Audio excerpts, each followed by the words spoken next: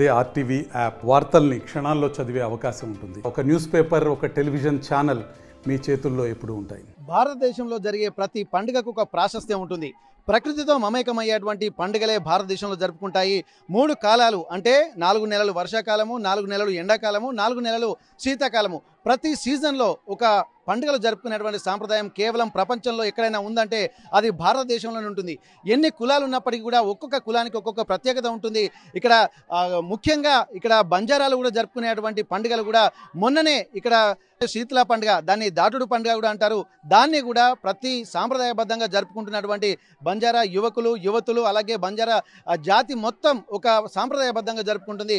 అందులో భాగంగా ఒక్కొక్క పండుగకు ప్రాశస్త్యం ఉన్నట్టే ప్రస్తుతానికి తీజ్ పండుగను కూడా ఇక్కడ జరుపుకుంటున్నారు. ఇక్కడ దుర్గా అమ్మవారిని, అలాగే సేవలాల్ మహారాజు ఫోటోలను పెట్టి, అలాగే వాళ్ళ పూర్వీకులైనటువంటి వాళ్ళ మట్టి విగ్రహాలని కూడా ఏర్పాటు చేసి ఒక సాంప్రదాయబద్ధంగా జరుపుకుంటున్నారు. ఒక్కొక్క సాంప్రదాయానికి ఒక్కొక్క ప్రత్యేకత ఉంటుంది. అది వంశ పారంపర్యంగా అంటే దశాబ్దాల క్రితం నుండి కూడా ఇట్లాంటి కార్యక్రమాలు జరుపుకుంటున్నారు. వాళ్ళ వారసత్వాలకు అందించే విధంగా కూడా కార్యక్రమాలు జరుగుతున్నాయి. ప్రస్తుతానికి మనము జనగామ జిల్లా కేంద్రంలో కూడా తీజ్ పండుగ కూడా బంజారా యువకులు అలాగే కుటుంబ సభ్యులు కూడా ఒక్క తాటిపైకి వచ్చి ఇక్కడ ఉన్నటువంటి వాళ్ళందరూ కూడా తీజ్ పండుగను కూడా సంబరంగా అంగరంగ వైభవంగా జరుపుకుంటున్నారు. అసలు తీజ్ పండుగ ప్రాముఖ్యత ఏంది, ఎందుకు జరుపుకుంటారు, దాన్ని జరుపుకోవడం వల్ల ఎట్లాంటి వాతావరణం ఇక్కడ కుటుంబాల్లో కనిపిస్తుంది, ఒక్కసారి మనం ఇక్కడ తీజ్ పండుగ జరుపుకునేటువంటి పెద్ద మనుషులు ఉన్నారు, ఒక్కసారి ఈ పండుగ ప్రాశస్త్యాన్ని కూడా తెలుసుకుందాం. ఎందుకంటే ఒక్కొక్క సాంప్రదాయం కూడా ప్రతిరోజు వెలుగులోకి వస్తుంది. భారతదేశంలో ఉన్నటువంటి ప్రతి పనికి ఒక ప్రత్యేకత ఉంటుంది. పండుగలకు మరింత ప్రాశస్త్యం ఉంటుంది. మరి ఈ ఆగస్టు నెలలోనే ఎందుకు జరుపుకుంటున్నారు, దీనికి ఉన్న ప్రత్యేకత ఉందా తెలుసుకునేటువంటి ప్రయత్నం చేద్దాం. నమస్తే సార్. ఇప్పుడు తీజ్ పండుగ శుభాకాంక్షలు అండి మీకు. ఎందుకంటే ఒక సాంప్రదాయబద్ధంగా జరుపుకుంటున్నారు. పిల్లలు కూడా ఎంతో ఉత్సాహంగా ఉన్నారు. మహిళలు ఒక సాంప్రదాయ వస్త్రాలంకరణలో ఉంటున్నారు. అసలు తీజ్ పండుగ ఎందుకు జరుపుకుంటారు, దాని ప్రాముఖ్యత ఏంది? తీజ్ పండుగ సందర్భంగా అందరికీ శుభాకాంక్షలు. తీజ్ పండుగకు చాలా ప్రాముఖ్యత ఉన్నది. భారతదేశంలో చాలా కులాలకు, చాలా మతాలకు, చాలా పండుగలకు అనేక ఇవి ఉన్నాయి. సాంప్రదాయబద్ధంగా జరుపుకునే పండుగలన్నీ భారతదేశంలోనే ఉన్నాయి. అయితే భారతదేశంలో బంజారా జాతి కశ్మీర్ నుంచి కన్యాకుమారి వరకు వ్యాపించి ఉన్నది. ఈ జాతి ఒకే భాష, ఒకటే జాతి, ఒకటే బాత్, అంటే ఒకటే జాతి ఒకటే భాష మాట్లాడుతుంది భారతదేశంలో బంజారా జాతి. ఈ అటువంటి జాతికి ఒక ముఖ్యమైన పండుగ, సాంప్రదాయమైన పండుగ తీజ్ పండుగ. ఈ తీజ్ పండుగను ఎందుకు చేస్తారంటే ముఖ్యంగా భారతీయులు, బంజారాలు, భారతదేశంలో ఉన్న బంజారాలు దేన్ని ప్రకృతిని పూజిస్తారు, ప్రకృతిని దేవతగా భావిస్తారు. భారతీయులోనే ఉన్న దేశంలో ఉన్న బంజారాలు పవిత్రమైన వాతావరణంలో జీవిస్తున్నారు. పవిత్రమైన వాతావరణం, పవిత్రమైన గాలి, పవిత్రమైన వేషం, పవిత్రమైన తిండి, అన్ని అలవాట్లు కూడా పవిత్రమైనవి. ఈ అటువంటి సాంప్రదాయాన్ని, అటువంటి యొక్క పవిత్రతను కలిగి ఉన్నదే ఈ తీజ్ పండుగ. ఈ తీజ్ పండుగను ఎందుకు జరుపుతారంటే ప్రతి తండాలో, ప్రతి గూడెంలో ఒక పెద్ద మనిషి ఉంటాడు. ఆ పెద్ద మనిషి ఇప్పుడు ఇంతకుముందు మీరు అన్నారు కదా దాటుడు పండుగ, దాటుడు పండుగకు తీజ్ పండుగకు ఒక కనెక్షన్ ఉన్నది. దాటుడు పండుగను భవానీ యొక్క 7 రూపాలను ఒక దగ్గర ఒక చెట్టు కింద నిలబెట్టి దాని ముందు ఒక యాటను కోసి ఈ నైవేద్యాన్ని సమర్పించి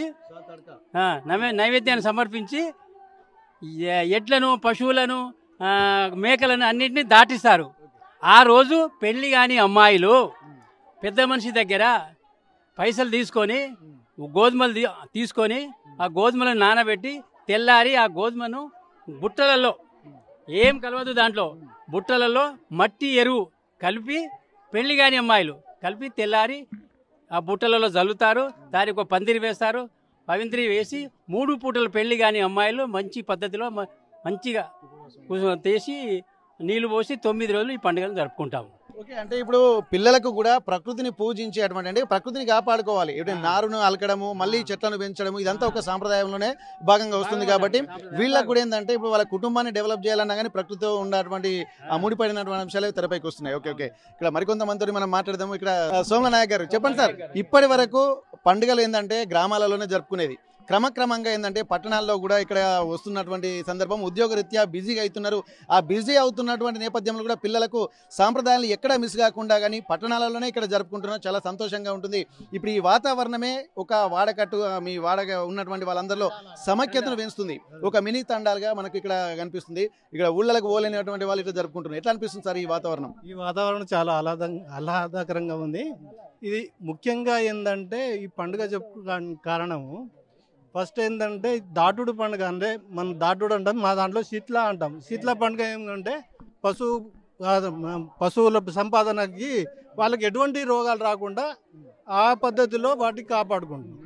దాని తర్వాత ఈ శ్రావణ మాసంలో అందరూ యాక్టివ్గా ఉండడానికి ఈ 9 రోజులు ఈ తీజ్ పండుగ ఉత్సవాలు జరుపుకుంటాం.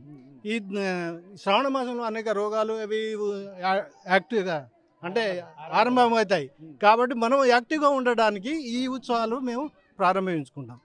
ఈ రకంగా అందరం యాక్టివ్గా ఉండాలని కూడా పెద్ద మనుషులు తండ పెద్ద మనుషులు నిర్ణయించుకొని ఈ విధంగా ఈ పండుగలు జరుపుకోవడానికి అవకాశం అప్పటి నుంచి వచ్చింది. పూర్వీకులుగా దాదాపు 16-17 శతాబ్దాల నుంచి ఇవి కంటిన్యూగా జరుగుతున్నాయి అన్నట్టు.